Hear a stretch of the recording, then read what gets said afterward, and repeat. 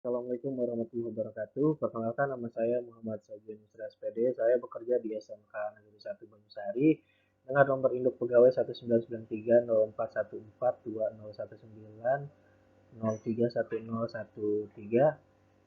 Di sini saya akan menjelaskan tentang materi pembelajaran layanan bimbingan klasikal yang telah dilaksanakan pada kelas 11 akuntansi 2, yaitu tentang pembekalan praktek kerja industri ketika mereka dihadapkan dan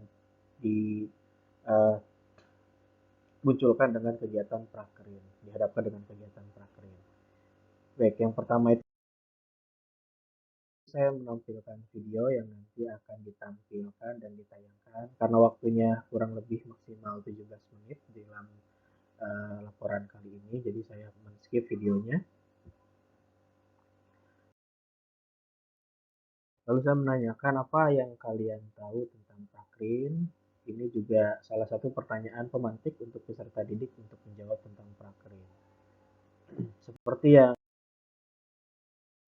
kami ketahui, yang kita ketahui, prakrin itu bahwa kegiatan pendidikan, pelatihan, dan juga pembelajaran yang tentunya dilaksanakan di dunia usaha ataupun dunia industri yang masih relevan dengan kompetensi siswa.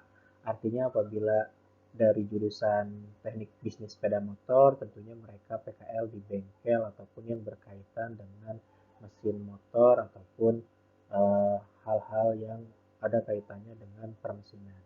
Baik juga dengan di jurusan akuntansi tentunya lebih cocok dan relevan untuk mereka PKL di area keuangan seperti perbankan, kantor-kantor pegadaian, dan lain sebagainya ataupun instansi pemerintah.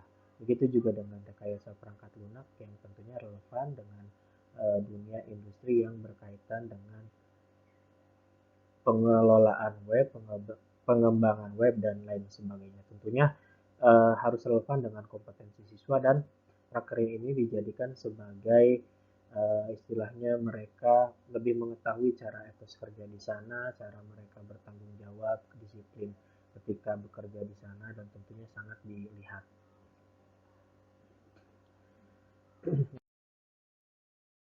Lalu fungsi prakerin ada beberapa. Yang pertama jelas menerapkan materi pembelajaran yang didapatkan di sekolah yang tentunya akan dipraktekkan di tempat PKL. Lalu yang kedua membentuk pola pikir yang konstruktif bagi peserta didik. Artinya mereka memiliki peran aktif dalam menemukan solusi dari setiap permasalahan ketika mereka ditempatkan PKL dimanapun. Yang ketiga, melatih siswa untuk tentunya bisa berkomunikasi dengan lancar, dengan fluence, berinteraksi secara profesional di tempat kerjanya ataupun di tempat PKL-nya. Yang selanjutnya tentu jelas membentuk etos kerja yang baik bagi peserta didik. Yang terakhir, menjalin kerjasama baik dari pihak sekolah maupun dunia usaha dan dunia industri. Itu dari fungsi prakerin. Ini juga salah satu pertanyaan pemantik, apa syarat dan ketentuan yang harus dipenuhi untuk prakerin. Ada beberapa syarat yang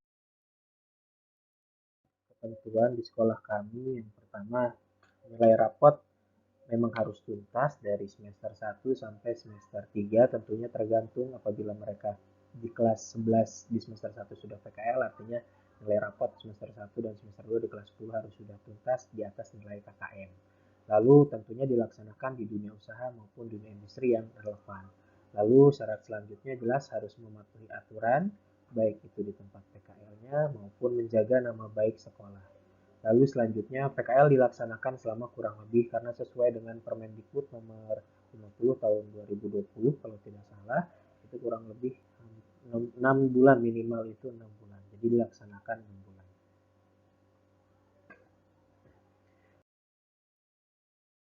Alur prakerinnya tentunya ada 4 kegiatan tahapan sebenarnya yang dilaksanakan ketika mereka melaksanakan prakrin. Yang pertama jelas pengantaran prakrin dilakukan oleh tim Hubinmas, lalu pelaksanaan prakrin di tempat PUDI kurang lebih sekitar 6 bulan. Lalu setelah melaksanakan pelaksanaan tentunya ada monitoring di sana oleh guru pembimbing dari sekolah masing-masing yang tentunya datang minimal mungkin dalam 6 bulan itu 1 ataupun 2 kali untuk mengecek keberadaan mereka dan juga keaktifan mereka di tempat PKL. Lalu selanjutnya penjemputan prakrin oleh guru pembimbing. Lalu selanjutnya yang terakhir setelah mereka dijemput, mereka kembali di sekolah dan juga mereka harus membuat laporan yang tentunya laporan PPL ini akan disidangkan di akhir masa PPL berlangsung. Lalu tahapan akhir prakrin tentunya jelas tadi sudah dijelaskan bahwa harus membuat laporan akhir hasil prakrin, mengumpulkan buku jurnal. Setelah ada laporan dan buku jurnal setelah dikumpulkan, lalu mereka bisa mengikuti untuk sidang prakrin yang tentunya diuji oleh guru-guru produktif masing-masing setiap jurusan. Lalu apabila dinyatakan lulus, maka mereka diberikan sertifikat prakrin oleh pihak sekolah dan ada beberapa mungkin sebagian yang didapatkan dari pihak DU/DI masing-masing. Selama prakerin tentunya peserta didik harus tetap dan wajib mengikuti penilaian tengah semester dan penilaian akhir semester di sekolah, baik itu secara daring ataupun mungkin luring. Jika dilaksanakan luring tentunya mereka harus meminta izin kurang lebih 1 minggu di tempat PKL masing-masing untuk bisa mengikuti kegiatan penilaian akhir sekolah ataupun penilaian tengah semester. Untuk siswa peserta didik tentunya harus selalu membaca modul yang diberikan oleh guru dan jika ada tugas tentunya dikerjakan dengan cara mencicil tugas tersebut sehingga tugas tersebut bisa selesai. Jadi istilahnya mereka prakteknya oke di tempat PKL dan tentunya juga materinya juga oke walaupun mereka dalam konsepnya prakerin. Tentunya ini harus sangat berat dan kami yakin bahwa peserta didik kami mampu dan sanggup melaksanakan prakerin selama kurang lebih minimal 6 bulan. Lalu selanjutnya hal-hal yang dilakukan tentunya peserta didik jelas harus meminta doa kepada orang tuanya dulu, meminta persetujuan apakah diperbolehkan untuk prakerin atau tidak diperbolehkan. Lalu yang kedua tentunya bertanya apabila ada kurang paham atau yang tidak mengerti jika di tempat PKL mereka belum tahu tugas pokok hal yang harus dilakukan ketika PKL. Yang ketiga, memberitahu kepada pembimbing tentunya jika mereka berhalangan hadir walaupun mereka sakit, walaupun misalkan izin untuk meninggalkan tempat prakerin karena ada keperluan ataupun hal-hal yang tidak bisa ditinggalkan tentunya harus memberitahu kepada pembimbing baik pembimbing dari sekolah maupun pembimbing dari tempat PKL. Lalu di tempat PKL jika ada yang terjadi kerusakan ataupun kesalahan tentunya peserta didik harus melaporkan langsung kepada pembimbingnya supaya tidak disalahkan ataupun misalkan bukan karena peserta didik hal tersebut rusak gitu, barang tersebut rusak. Lalu yang selanjutnya tentu jelas harus membersihkan dan mengatur peralatan dengan rapi setelah bekerja. Dan yang terakhir mereka peserta didik diberikan buku jurnal yang harus diisi setiap hari baik itu dimulai dari jam 8 sampai ketika mereka pulang PKL jam 4 kurang lebih 6 sampai 8 jam dari hari Senin sampai hari Jumat tapi tergantung juga karena ada beberapa tempat PKL yang hari Senin Selasa libur tapi Jumat hari Sabtu Minggunya libur tentunya dalam 7 hari mereka bisa beristirahat selama kurang lebih 2 hari tergantung dari tempat PKL masing-masing. Hal-hal yang sebaiknya tidak dilakukan di tempat PKL tentunya yang pertama jelas datang terlambat. Yang kedua untuk laki-laki biasanya merokok di tempat ataupun di lingkungan tempat prakerin tentunya jelas ini dilarang. Berpenampilan tidak baik juga dilarang, artinya mereka harus berpenampilan baik dimulai dari ujung rambut sampai ujung kaki tentunya mereka harus rapi, ramah dan tentunya juga selalu tersenyum ketika PKL berlangsung. Yang keempat, menerima tamu pribadi saat melaksanakan praktek juga tidak diperbolehkan. Menggunakan HP juga harus seizin petugas ataupun pembimbing di tempat PKL-nya. Menyepelekan tugas kecil artinya ada beberapa modul yang harus dikerjakan oleh guru selama mereka praktek juga hal ini harus dikerjakan. Pindah tempat kerja juga harus sepengetahuan dari pembimbing di tempat PKL-nya masing-masing. Merusakkan atau menghilangkan barang juga tidak boleh dilakukan.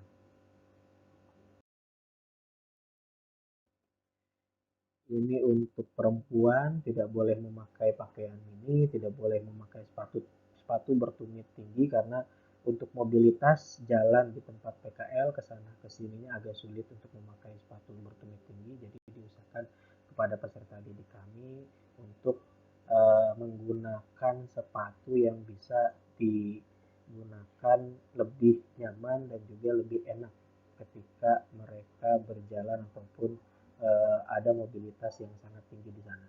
Lalu tidak dianjurkan untuk memakai perhiasan yang berlebihan ataupun mencolok dan tidak memakai tata rias ataupun make up secara berlebihan. Artinya disesuaikan dengan kondisi yang berada di tempat prakerin. Kendala tempat prakerin, kendala prakerin tentunya ada banyak. Yang pertama memang di daerah kami Banyusari masih kurangnya jumlah institusi ataupun perusahaan dunia usaha ataupun dunia industri. Yang kedua kurang relevannya bidang kerja yang di DUDI dengan kompetensi siswa. Tentunya ada beberapa peserta didik yang uh, belum sesuai dengan jurusannya, tapi mereka melaksanakan prakerin. Seperti misalkan jurusan RPL ada beberapa yang PKL-nya di instansi pemerintah dan lain sebagainya. Lalu lokasi DUDI yang tentunya cukup jauh dari kami, kami harus ke daerah BIC ataupun ke daerah Subang ataupun daerah KIC Surya Cipta, sangat jauh dari Banyuwangi. Waktu prakerin yang tentunya terlalu cepat ataupun terlalu lambat. Terlalu cepat ketika mereka merasakan nyaman di tempat PKL dan terlalu lambat ketika mereka tidak nyaman, bahkan mungkin ada beberapa yang 6 hari mau selesai PKL-nya mereka sudah istilahnya meninggalkan tempat PKL-nya. Sanksi tentunya ada 5 sanksi yang diberikan. Yang pertama peringatan lisan apabila terjadi hal yang tidak dilakukan, yang tidak diperbolehkan baik itu di tempat PKL-nya maupun secara norma ataupun etika. Yang kedua peringatan tertulis, yang ketiga pengurangan nilai PKL, yang keempat dikeluarkan dari institusi tempat PKL artinya mereka ditarik kembali. Apabila mungkin sanksinya ke arah kriminal dan lain sebagainya, sanksi terakhir akan diberikan yaitu dikembalikan kepada peserta orang tua peserta didik. Apa yang harus dilakukan ketika ada kendala? Ini juga pertanyaan pemantik sebenarnya untuk mereka. Yang pertama jelas harus mengkonsultasikan dengan pembimbing sekolah, baik itu dari tim Hubin ataupun guru bimbingan dan konseling ataupun konsultasikan dengan pembimbing di tempat PKL masing-masing. Yang kedua bertanya kepada pembimbing di tempat PKL tentunya juga ini harus dilakukan ketika terjadi kendala di tempat PKL. Kiat-kiat PKL ada disiplin, inisiatif, rajin, prokes, K3, 5S, senyum, sapa, salam, sopan, dan santun, lalu bersikap baik, lalu juga harus ramah di tempat PKL manapun ketika mereka. Mungkin sekian penjelasan dari saya dan di akhir itu saya memberikan evaluasi proses ketika bimbingan klasikal, apakah terjadi dengan sangat baik, apakah kurang baik, dan juga mereka diberikan LKPD bimbingan klasikal yang tentunya di LKPD tersebut ada beberapa soal permasalahan kasus yang terjadi di tempat PKL. Jika mereka sanggup untuk menyelesaikan kasus tersebut, artinya penyampaian saya secara bimbingan klasikal terukur teruji dengan baik. Ini juga evaluasi lanjutan sebenarnya untuk follow up jika ada beberapa murid yang masih uh, galau ataupun masih kurang mengerti apa yang harus dilakukan di tempat PKL, jadi mereka bisa langsung menghubungi saya di ruang bimbingan dan konseling untuk melaksanakan kegiatan bimbingan kelompok ataupun konseling kelompok ataupun konseling individual atau bisa melalui chat WhatsApp langsung secara personal yang insya Allah nanti akan saya balas.